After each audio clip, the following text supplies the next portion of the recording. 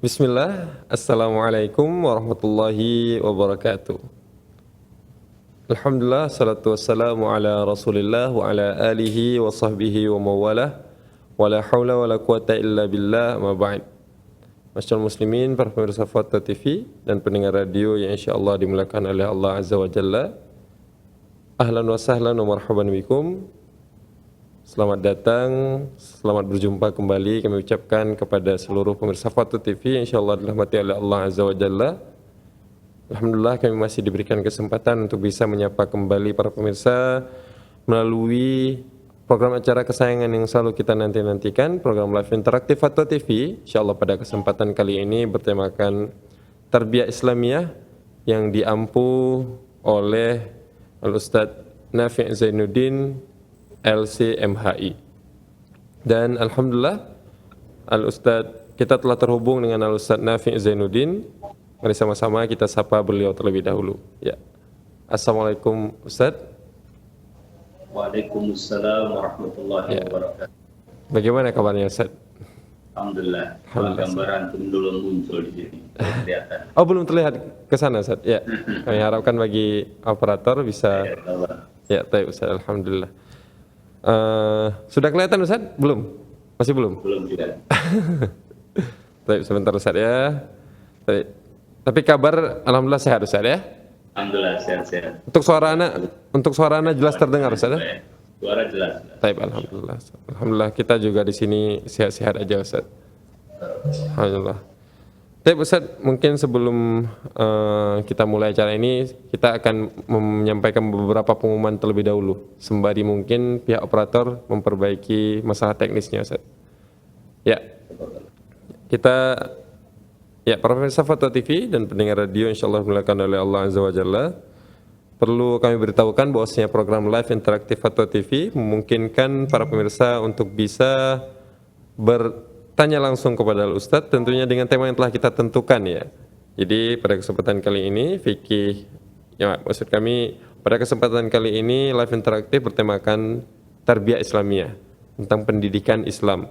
Jadi bagi para pemirsa yang mungkin ingin berkonsultasi langsung kepada Ustadz Nafi' Zainuddin bisa nantinya menghubungi nomor layanan kami di 021 21 23 23 33. Kami ulangi sekali lagi bagi para pemirsa yang mungkin nanti ingin bertanya langsung kepada Ustadz Nafi' Zainuddin tentunya dengan tema yang telah kita tentukan bisa menghubungi kami nantinya di nomor 021 21 23 23 33. Ya.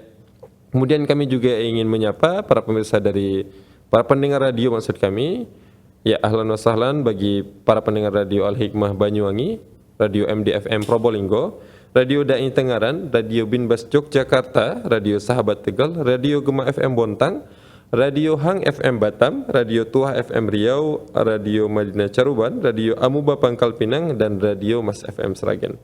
Ya, kami ucapkan sekali lagi ahlan wa sahlan wa marhaban bikum. Kemudian tak lupa juga kami mengingatkan dan mengajak kaum muslimin, para pemirsa Fatwa TV dan pendengar radio yang insyaallah dimuliakan oleh Allah Azza wa Jalla guna bisa berjuang bersama kami menyebarkan dakwah Islam ini melalui nomor rekening aktif yang bisa Anda saksikan di layar kaca televisi Anda. Ya, syukran jazakumullah khairan. Baik Ustaz. Ya, sebelum kita mulai acara kita pada kesempatan kali ini, ternyata sudah ada telepon Ustaz. Ya, berarti kita tidak buka lagi dengan nasihat Ustaz ya, langsung ke pertanyaan Ustaz. Baik, karena sudah ada penelpon yang masuk, kita angkat penelpon terlebih dahulu. Assalamualaikum Fatwa TV, ada hamba Allah di Trenggalek. Assalamualaikum. Waalaikumsalam warahmatullahi wabarakatuh Pak. Ya, kami persilahkan Bapak pertanyaannya. Ya begini, saya ini sudah tua, umur saya sudah 80 tahun, kemudian saya sakit-sakitan. Tahun yang lalu saya juga puasa tidak genap itu. Nah, sekarang ini semakin tidak kuat lagi, puasa 2 hari sudah tidak kuat meneruskan. Ya. Saya ini kan harus bayar fidyah. Cukup Bapak? fidyah itu apa boleh dibayarkan, diberikan kepada seorang gitu? Ya, maksudnya menitipkan fidyahnya Bapak ya? Ya, jadi fidyah itu apa boleh dibayarkan kepada seorang, diberikan pada seorang? Saya pernah dibayarkan pada tiap hari, berikan pada orang itu yang pernah saya dengar. Ya, kalau ini dikumpulkan, dibayarkan sekali di akhir. Ya, sudah. Dibayar kepada orang. Baik Bapak, meskipun putus-putus, sepertinya kami sudah menangkap pertanyaan Bapak. Ya, Ustaz bisa dimengerti Ustaz pertanyaannya apa perlu saya ulangi kembali Ustaz? Insyaallah. Ya, fadhal Ustaz. Alhamdulillah, nusalli wa nusallim ala Rasulillah. Bapak yang dirahmati Allah, semoga Allah Subhanahu wa taala senantiasa menjaga kita, amalan kita dan kesehatan kita, dan usia yang panjang digunakan untuk ketaatan kepada Allah Subhanahu wa taala adalah salah satu nikmat Allah. Adapun yang berkaitan dengan fidyah karena sakit ya, kalau masih bisa mengganti tentu qadha ya, tetapi kalau sakit itu adalah sakit yang tidak bisa istilahnya tidak ada harapan untuk sembuh, barulah itu namanya fidyah disyariatkan untuk kita keluarkan sebagai penggantinya, dan itu bisa dikeluarkan untuk banyak orang ataupun bisa dikeluarkan untuk hanya satu orang, wallahu taala alam. Ya.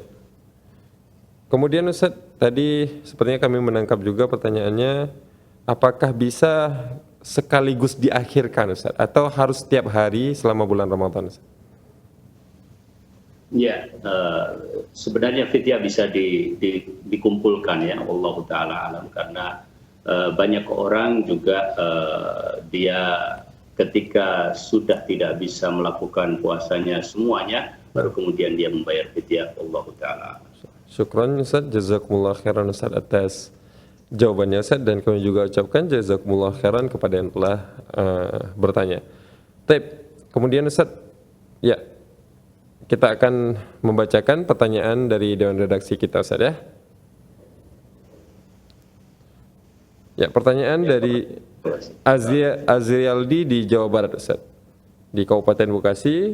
Beliau bertanya, jika hanya ada dua pilihan teman, yaitu teman yang semanhaj tapi adabnya kurang, atau teman yang fasik, tidak seakidah dan masih jarang sholat tapi adabnya baik kepada saya, mana yang lebih baik dipilih Ustaz? Syukran, jazakumullah khairan. Alhamdulillah, nusalli wa nusallim ala Rasulillah. Saudara yang bertanya kepada redaksi terkait dengan pertemanan, ya seperti orang bilang bahwasanya 1000 teman tidaklah cukup, sementara satu orang musuh sudah sangat cukup ya. Tapi pertanyaan beliau, kalau hanya ada 2 teman ini agak bagaimana ya, ya. Tapi seandainya itu terjadi, bahwasanya yang ditanyakan oleh beliau terkait satu pilihan yang harus dia ambil antara 2 orang teman ya. Satunya adalah orang yang manhajnya benar, akidahnya benar, namun adabnya kurang. Yang satunya fasik ya, fasik namun mempunyai adab yang baik terhadap dirinya ya. Yang pertama bahwasanya akidah, kemudian manhaj itu adalah bagian dari adab, bagian dari akhlak ya. Karena akhlak itu terbagi menjadi 2, akhlak kepada Allah dan akhlak kepada makhluk Allah.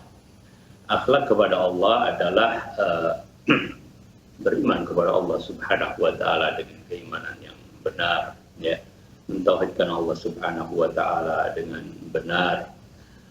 Kemudian membenarkan seluruh berita dari Allah Subhanahu wa taala. Kalau itu berupa berita yang harus kita imani, maka kita menerima berita tersebut dengan iman. Kalau itu terkait dengan perintah, kita laksanakan. Kalau itu terkait dengan larangan, kita tinggalkan. Kemudian beriman kepada asma dan sifat Allah Subhanahu wa taala, dan meyakininya sebagaimana keyakinan Ahlussunnah wal Jamaah di dalam al-asma wa sifat, ya. Itu bagian dari manhaj, dan itu adalah akhlak yang terpenting sebelum akhlak kepada makhluk Allah adalah akhlak kepada Allah Subhanahu wa taala. Sedangkan akhlak kepada makhluk Allah artinya adalah kepada ya manusia secara umum, akhlak kepada selain manusia ya secara umum. Dan dari pertanyaan tadi, Allah Ta'ala alam, yang zahir adalah bahwa temannya yang fasik mempunyai adab adalah kaitannya dengan akhlak mungkin kepada sesama teman, kepada sesama manusia dalam muamalah, dalam pergaulan, begitu ya. Ya. Yang lebih penting adalah yang pertama, ya, artinya akhlak kepada sesama makhluk, akhlak kepada orang lain, muamalah sesama manusia, muamalah basyariyah, itu akan menjadi baik apabila didasari oleh iman yang benar, ya. Dan karena dorongan yang benar, ya. Kemudian setiap orang bisa berubah. Nah, artinya kalau iman itu sudah ada di dalam diri seseorang, maka akhlak seharusnya bisa dirubah, karena al-hilmu bitahallum was-sabru bitasabbur, ya, kelembutan itu dengan cara melatih, ya, demikian pula dengan kesabaran, ya. Masalahnya kalau orang tidak melatih dirinya untuk bisa baik, bisa bijak, bisa sabar, gitu ya. Namun wallahu taala alam, jadi orang yang jelas-jelas fasik, ya, mestinya kita jauhi, ya. Kalau kita tidak bisa mempengaruhi dia, ya. Jadi teman dalam hal ini teman seperti apa? Kalau teman dalam arti kita justru mendakwahi dia, kita justru bisa membawa dia ke jalan yang benar, ya, itulah yang harus kita lakukan. Tapi kalau teman yang dalam arti dia menjadi tempat curhat kita, ya, menjadi teman dekat kita, sementara dia fasik, ya, dia adalah orang yang banyak berbuat dosa besar dalam pengertian fasik, ya, maka ini sangat berbahaya, ya. Bahkan waliyadzubillah, kalau seandainya kelembutannya itu atau kebaikannya itu justru menyeret kita ke dalam perkara-perkara yang nantinya tidak baik, tentu ini adalah berbahaya, ya. Jadi intinya dari pertanyaan tersebut, orang yang manhajnya benar, ya, akidahnya benar, kemudian adabnya kurang, ya, perlu diberikan masukan untuk memperbaiki adab-adab tersebut, ya. Karena orang yang sudah benar akidahnya, diharapkan dia mampu untuk merubah yang lainnya, ya. Namun kita juga tetap bisa dakwahi orang yang fasik tersebut, ya, kalau seandainya memang kita mampu, bahwa Syekh Muhammad Ibn Shalih Al-Utsaimin rahimahullahu taala menyebutkan, ya, yang paling afdol, yang paling baik itu adalah kalau seseorang itu secara tabiat memang adabnya baik, ya. Kemudian dengan kebaikan tersebut dia melakukannya ikhlas karena Allah Subhanahu wa taala, maka dia tidak akan mudah berubah, ya. Jadi orang bisa berubah, tapi ada yang karena memang bawaan karakter orang tidak mudah berubah. Artinya kalau memang bawaannya itu dia sabar, ya, dia akan banyak bersabar. Kalau bawaannya itu dia adalah pemberani, maka dia akan banyak menampilkan sikap berani. Nah, itu kalau pada jalur yang benar itu juga baik. Wallahu ta'ala alam, jika dibandingkan maka orang yang fasik harus dijauhi, akan tapi jika keduanya bisa dirubah, artinya kita yang mempengaruhi mereka, itulah yang harus kita lakukan. Wallahu ta'ala alam. Insyaallah, syukran Ustaz, jazakumullah khairan atas jawabannya, dan kami juga ucapkan jazakumullah khairan bagi yang telah bertanya. Tapi sepertinya masih belum ada yang menelpon selanjutnya, Ustaz. Kita lanjutkan pertanyaan dari Dewan Redaksi, Ustaz. Ya, pertanyaan dari seorang hamba Allah dari Sumatera Utara yang tidak ingin disebutkan namanya, Ustaz. Assalamualaikum warahmatullahi wabarakatuh, Ustaz. Mohon bimbingannya, Ustaz. apakah ana berdosa kalau ana mau meninggalkan suami dan anak laki-laki lebih kurang 21 tahun yang terkesan seperti tidak senang kalau diingatkan tentang sunnah dan sering jadi pemicu pertengkaran. Alhamdulillah ana diberi hidayah sunnah 2 tahun yang lalu dan ana mengajak anak dan suami ana yang hatinya belum bisa menerima sepenuhnya. Ana takut Ustadz karena begitu mengerikan akhirat kalau kita mati membawa dosa. Syukran Ustadz, jazakumullah khairan. Nah, semoga Allah Subhanahu wa taala memberikan kemudahan dan barokah serta istiqomah di atas sunnah Nabi sallallahu alaihi wasallam. Shalli wa sallim ala rasulina wa ala alihi wa ashabihi wa man tabi'a bi hudah. Terkait dengan apa yang ditanyakan, ya,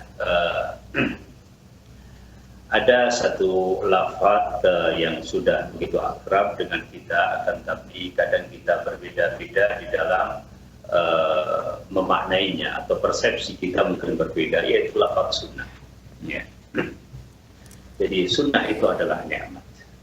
Sunnah itu adalah Islam. Sunnah itu tidak bisa dipisahkan dari al-Islam. Bahkan Ahlus Sunnah wal Jamaah itulah yang merupakan golongan yang selamat. Tapi tidak semua orang mempunyai persepsi yang sama tentang sunnah ini. Ya.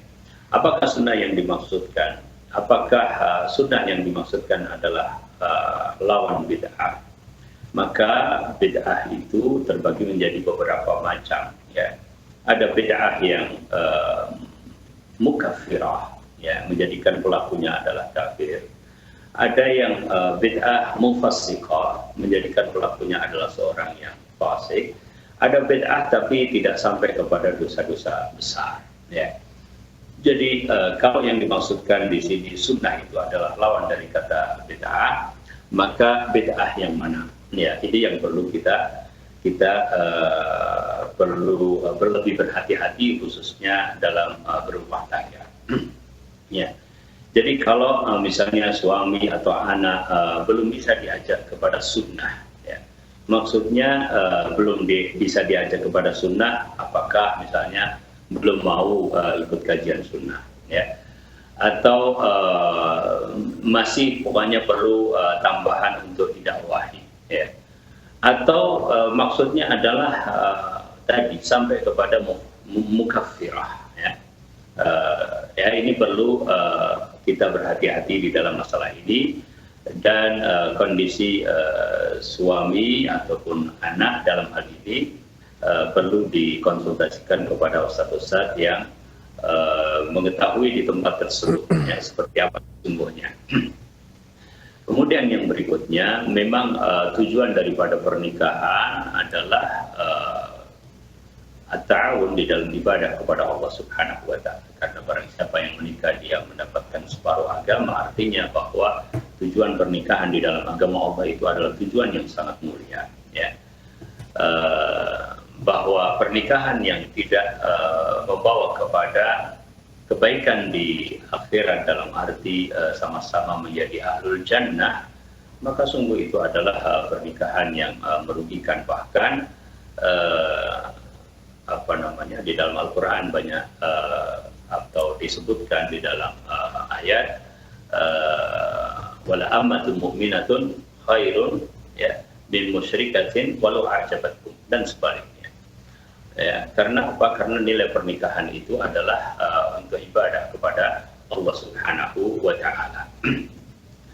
Sehingga apabila tidak ada ibadah yang ditegakkan, maka pernikahan itu menjadi sesuatu yang hanya merupakan alaqah, hubungan antara seorang manusia dengan manusia yang lain, diikat mungkin dengan ikatan yang sah, akan tapi tujuan asasinya belum tercapai, ya.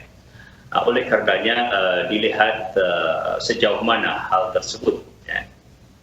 Dari pertanyaan yang umum saya tidak bisa menjawab lebih detail, namun memang seorang perempuan mempunyai hak khulu, ya. Yang mempunyai hak khulu, ya. Hanya karena masalah fisik saja ada hak khulu, ya. apalagi dengan masalah-masalah yang lebih besar dari hal tersebut. Ya. Namun untuk sampai kepada hak khulud atau gugat cerai dan ditinggalkan suaminya dan tinggalkan anaknya, di samping pertimbangan syariat, ya, yang saat ini artinya apakah memang benar sudah sampai kepada hal tersebut atau belum, ya, juga pertimbangan akan datang, ya, karena kalau sudah bisa berarti akan menjadi seorang janda armalah, ya. Dari sisi mungkin menegakkan ibadah tertentu, ya, bisa dilakukan dengan sebaik-baiknya, tapi dari sisi yang lain mungkin juga tidak mudah, ya, bagi seorang yang tidak mempunyai suami misalnya, juga sangat tidak mudah untuk menjalani kehidupan, ya, apakah benar-benar bisa bersabar dan sebagainya atau tidak. Jadi inti dari apa yang saya sampaikan adalah dudukkan dahulu apa yang dimaksudkan dengan suami tidak mau atau belum mau diajak kepada sunnah, ya. Mungkin dia masih belum memelihara jenggot katakanlah, ya. Mungkin dia masih belum memakai pakaian di atas kedua mata kaki misalnya, dan seterusnya masih perlu disabari untuk didakwahi, ya, selama tidak sampai kepada perkara-perkara yang benar-benar berbahaya, mukaffirah, ya, atau karena memang kefasikannya sudah jelas, misalnya menentang Al-Quran, menentang Sunnah, itu pun kadang-kadang dilakukan oleh seseorang karena subhat, ya. Dia belum tahu ilmu sehingga dia menjadi musuh dari ilmu tersebut, ya. Kemudian perkara yang kedua memang berhak untuk khulu bagi seorang wanita, ya, dan yang ketiga adalah pertimbangan benar-benar, dan selain mungkin meminta nasihat melalui forum fatwa TV ini, juga bisa minta nasihat kepada ustadz-ustadz yang ada di tempat sehingga lebih tahu masalahnya dengan lebih detail. Wallahu ta'ala. Syukran Ustaz, jazakumullah khairan atas jawabannya. Ya, kita sudah, ya, ada penelpon yang telah masuk Ustaz, kita angkat penelpon terlebih dahulu, ya. Assalamualaikum Fatwa TV, Ibu Khadijah dari Medan.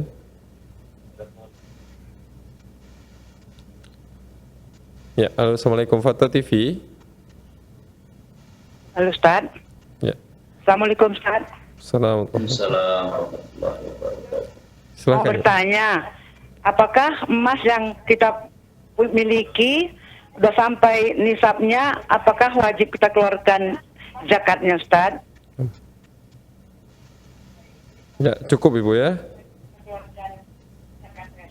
Dan satu lagi Ustaz, apakah satu aja Ustaz. Oke, makasih Ustaz. Assalamualaikum. Assalamualaikum. Ya. Terima kasih Ibu. Fadhal Ustaz. Nah, barakallahu. Selama emas itu bukan emas perdagangan, kemudian dia miliki mencapai nisab, kemudian haul, mencapai batas waktu, maka itu termasuk harta zakat yang perlu dizakati. Wallahu ta'ala. Ya, kami ucapkan jazakumullah khairan kepada yang telah menelpon, dan kami juga ucapkan jazakumullah khairan Ustaz atas jawabannya. Taib, kemudian pertanyaan selanjutnya Ustaz ada dari Kabupaten Kediri Ustaz di Jawa Timur, yang bertanya bernama Bintang.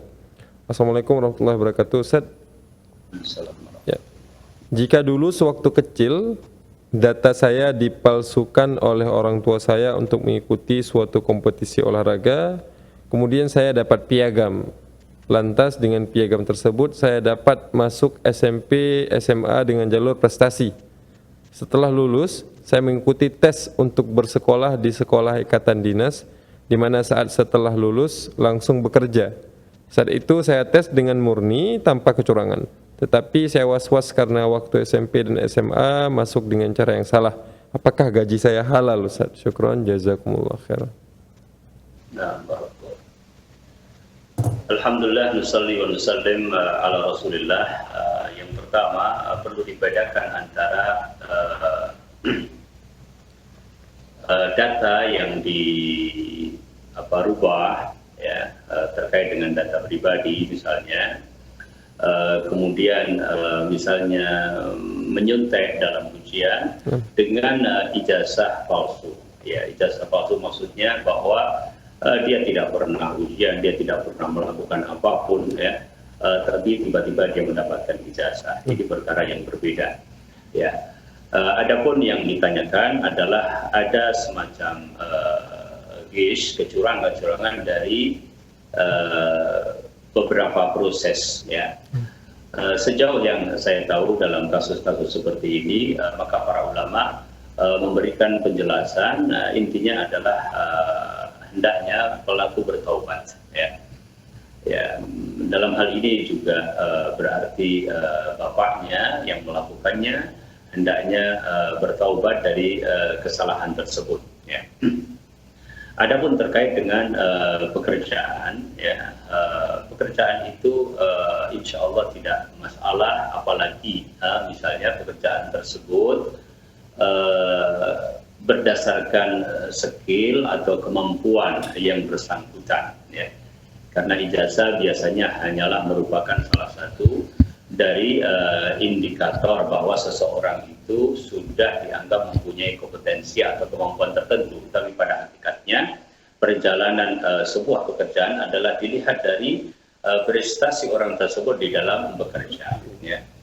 Bisa jadi juga pekerjaannya tidak berhubungan langsung dengan nilai-nilai yang ada dalam ijazahnya atau materi pelajaran yang ada di dalam ijazahnya. Maka sejauh pekerjaan-pekerjaan tersebut pada akhirnya adalah karena keterampilannya, karena kemampuannya, maka yang saya pahami dari penjelasan para ulama ini tidak bermasalah ya. Insya Allah adalah perkara yang halal. Kemudian dari taubat tadi dan dari pengertian tersebut, karena Allah Subhanahu wa taala berfirman terkait dengan perkara riba.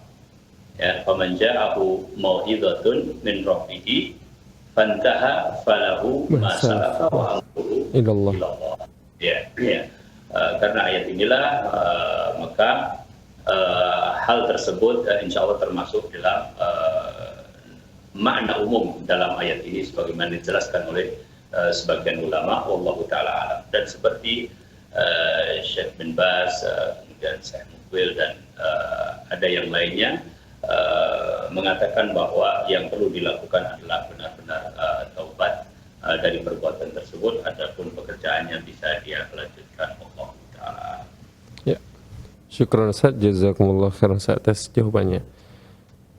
Ya, kita sudah terhubung dengan penelpon selanjutnya Ustaz. Ada Muhammad Abduh di Sumatera Selatan. Assalamualaikum Fata TV. Assalamualaikum. Assalamualaikum warahmatullahi wabarakatuh. Ya, persilahkan Bapak. Mohon maaf Bapak, sebelumnya kami harapkan untuk volume televisinya diperkecil terlebih dahulu atau dimatikan saja. Ya, karena akan mengganggu suara kita akan bergema. Ya, ya. Ya.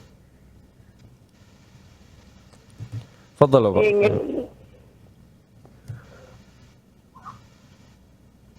Assalamualaikum Pak Ustaz. Assalamualaikum warahmatullahi. Ya Pak. Assalamualaikum. Assalamualaikum. Ya, silakan Pak, langsung Pak.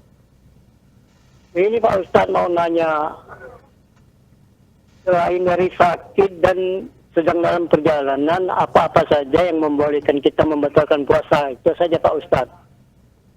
Gimana Bapak? Bisa ulangi sekali lagi Pak? Selain dari sakit atau sedang dalam perjalanan. Oh ya, ya sudah kita tangkap. Ya, pertanyaannya saya, selain dari sakit dan sedang berada dalam safar, apa saja yang dapat yang mengizinkan kita untuk membatalkan puasa? Rukhsah selain dari sakit dan safar. Betul. Nah, ya yang disebutkan dalam ayat Al-Quran adalah terkait sakit dan kemudian safar yang semakna dengan itu saja yang ada dalam Al-Quran.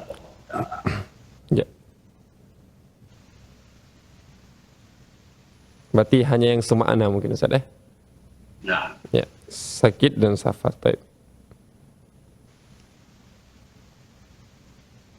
Ya, pertanyaan selanjutnya Ustaz, kita berpindah ke pertanyaan selanjutnya yang masuk di dewan redaksi kita Ustaz. Ada pertanyaan dari Abu Fakih Ustaz. Abu Fakih di Sulawesi Selatan. Ternyata sudah kita terhubung dengan penelpon selanjutnya Ustaz. Kita dahulukan penelpon terlebih dahulu. Ada Bapak Toha di Jawa Timur. Ya. Assalamualaikum Fatwa TV. Waalaikumsalam warahmatullahi wabarakatuh. Ya, kami persilahkan Bapak. Saya dulu itu guru SD ya.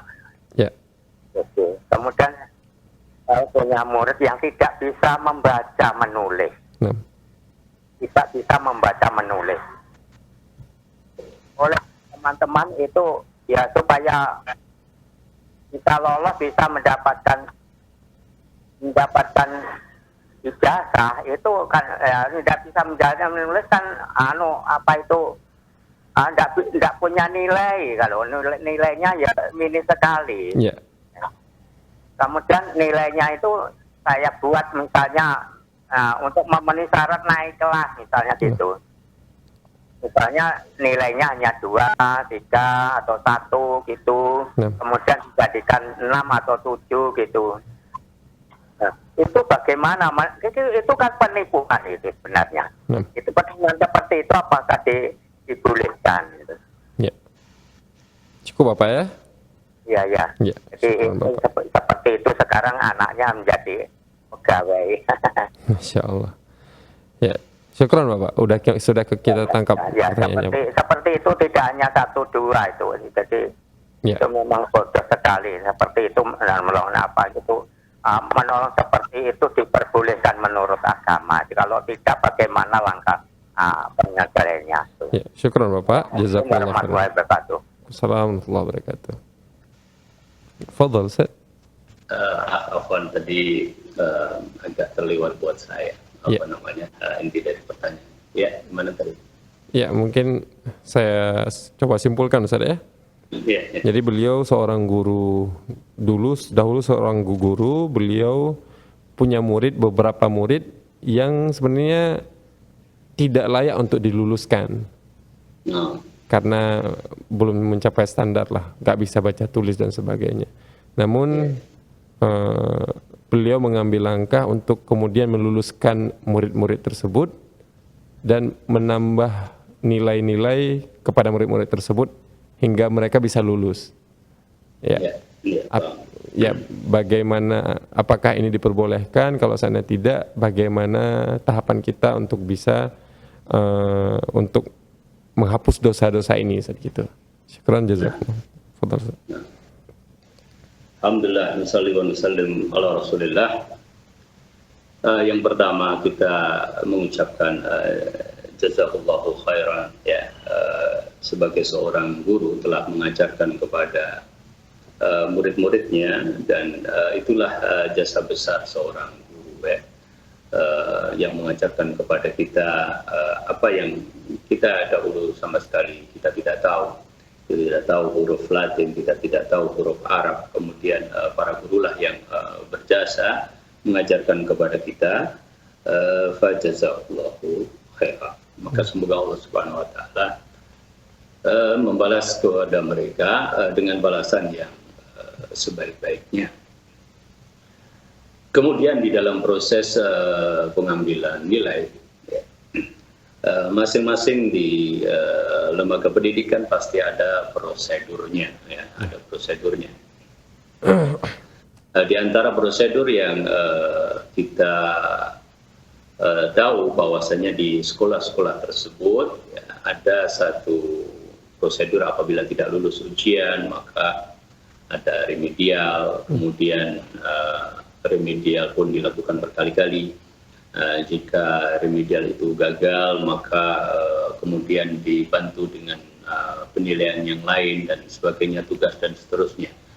Jika SOP itu sudah dilaksanakan maka tentu saja seorang sudah melaksanakan dengan benar ya. Jadi Bapak misalnya melakukan pengambilan nilai tersebut dengan SOP yang benar, tentu sudah melakukannya dengan benar. Kemudian yang berikutnya, yang ketiga, kadang kita memang keliru sebagai seorang guru, ya, memberikan nilai yang mungkin tidak pantas seseorang menerimanya, ya. Apabila itu adalah perkara-perkara yang bukan kebiasaan kita, ya, dan kita tidak punya standar yang pasti di dalam masalah itu. Kadang-kadang penilaian semuanya tidak semuanya berdasarkan soal yang harus dijawab tepat. Apalagi misalnya soal uraian, misalnya, ya. Soal uraian juga ada subjektivitas di sana di dalam kita memberikan nilai, ya. Meskipun ada 1-2 guru seperti cerita beberapa ustadz kita yang jawabannya singkat-singkat sekali, meskipun itu adalah isya supaya tidak salah di dalam penilaian. Tapi umumnya uraian misalnya ada subjektivitas kita di dalam memberikan nilai. Kalaupun ada kesalahan-kesalahan di situ yang dilakukan oleh seorang guru, semoga Allah Subhanahu wa taala mengampuni, ya. Kita juga banyak berdoa kepada Allah Subhanahu wa taala, Rabbana la tu'akhidna in nasina aw akhtana. Adapun menyengaja untuk perkara-perkara yang seperti ini untuk seorang guru memang harus dihindari, dan ini adalah salah satu hal yang merendahkan kualitas pendidikan dimanapun, ya. Jadi baik di tingkat SD, di tingkat SMP, di tingkat SMA, perguruan tinggi, dimanapun, ya. Ketidakjujuran di dalam memberikan penilaian ataupun bahkan sistemnya yang rusak ini sangat merendahkan kualitas pendidikan dan melatih orang untuk tidak berbuat jujur, dan ini akan berefek tidak baik, ya. Sementara apa yang kita lakukan dengan jujur itu efeknya insya Allah lebih baik, ya. Oleh karenanya apa yang telah lalu seandainya masuk ke dalam kategori yang parah, ya, maka kita beristighfar, kita bertobat kepada Allah Subhanahu wa taala. Kadang kita juga mengetahui bahwa niatnya adalah niat yang baik, ya. Niatnya adalah niat yang nampaknya memotivasi dan seterusnya. Kadang-kadang guru lebih mengetahui tentang hal itu. Kemudian di samping ada penilaian, ada sebenarnya sebuah proses untuk kenaikan kelas, ya. Proses untuk kenaikan tingkat. Nah, kadang-kadang standarnya untuk menaikkan seseorang ke tingkat berikutnya dimusyawarahkan di antara guru-guru dan disebutkan kasus per kasusnya, termasuk kemampuannya. Kalau itu juga sudah dilakukan, semoga Allah Subhanahu wa taala memberikan keridhaannya dan mengampuni kesalahan kita apabila itu terjadi. Wallahu taala alam. Ya, syukran Ustaz, jazakumullah khairan Ustaz atas jawabannya, dan kami juga ucapkan jazakumullah khairan kepada yang telah bertanya. Baik Ustaz, kita kembali lagi ke meja redaksi kita Ustaz. Pertanyaan dari Abu Fakih di Sulawesi Selatan. Bismillah. Ustaz, cara mendidik anak agar menjadi anak yang berbakti gimana Ustaz? Syukran jazakumullah khairan. Alhamdulillah, nusalli wa nusallim ala Rasulillah. Ya. Pendidikan itu adalah usaha kita, dan hidayah adalah milik Allah Subhanahu wa taala, ya. Oleh karenanya banyak kita berdoa kepada Allah, ya. Bukan perkara yang mudah memang melakukan tarbiyah, ya. Bahkan Rasulullah SAW dalam mendidik para sahabat banyak mendoakan para sahabat ridwanu alaihim ajma'in, baik secara khusus ataupun secara umum, ya. Secara khusus misalnya doa Nabi untuk kedua cucunya, doa Nabi untuk beberapa sahabat, ya. Secara umum Nabi SAW selalu mendoakan untuk kaum muslimin dan kaum muslimah, ya. Jadi yang pertama kita harus menanamkan pada diri kita bahwa di dalam tarbiyah kita harus selalu meminta dan memohon pertolongan kepada Allah Subhanahu wa taala. Innaka la tahdi man ahbabta walakin Allah yahdi may yasha. Ya. Kita tidak bisa bahkan berikan petunjuk kepada orang yang kita cintai, akan tapi Allah Subhanahu wa taala yang memberikan petunjuk kepada hambanya yang dikehendaki. Sehingga sebagian ulama berdoa kepada Allah Subhanahu wa taala, Allahumma haddib li ibni atau haddib li waladi. Ya Allah, didiklah putraku untuk diriku. Ya. Jadi itu yang pertama. Yang kedua, bahwasanya seorang anak insya Allah akan tumbuh dalam ihtiram, dalam menghormati kalau kita suka menghargainya. Ya. Jadi kita berikan penghargaan kepada dirinya agar dia menghormati kita. Di samping kita tunjukkan misalnya dalam lingkup keluarga. Dalam lingkup keluarga pasti ada yang lebih tua, ada yang lebih muda. Ya, termasuk selain kedua orang tua mungkin ada nenek, mungkin ada kakek. Ya. Maka kita juga tunjukkan sikap kita kepada orang tua kita di hadapan anak-anak kita, ya, yang buat mereka adalah nenek dan kakek. Ketika kita ihtiram, berbakti kepada kedua orang tua kita, mereka melihatnya, kemudian kita biasakan yang lebih kecil menghormati yang besar menghargai dan menyayangi yang kecil, ya, maka dia akan tumbuh dalam lingkungan tersebut. Ya. Dia akan mengetahui bahwasanya begitulah seharusnya bermuamalah. Ya. Yang berikutnya adalah biarkan dia tahu bahwasanya kita mencintainya. Ya. Artinya sikap-sikap yang kita tumbuhkan adalah sikap-sikap yang memang menumbuhkan kecintaan antar sesama. Ya. Oleh karenanya kita tunjukkan bahwasanya kita mencintai dia. Ya. Kalaupun kita kadang harus menegur, bagaimana cara menegur dengan kelembutan atau cara menegur dengan tidak menyisakan sakit hati. Cara menegur tentu teguran juga bertingkat-tingkat, ya. Tidak semuanya dalam satu tingkat, tapi selalu dimulai dengan kelembutan, ya.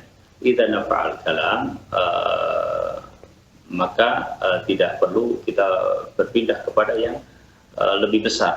Demikian kaidahnya. Demikian pula dalam dakwah secara umum. Semuanya dimulai dari kelembutan dahulu. Jika kelembutan bermanfaat, maka tidak perlu menggunakan yang lebih keras. Jika perkataan bermanfaat, tidak perlu menggunakan pukulan dan sebagainya.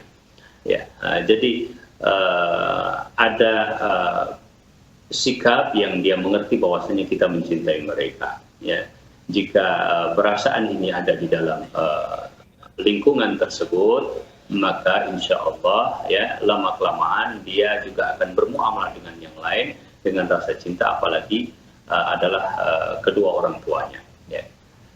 Itu diantara hal-hal yang barangkali bisa dilakukan di dalam mengupayakan agar anak-anak tumbuh di dalam birrul walidain.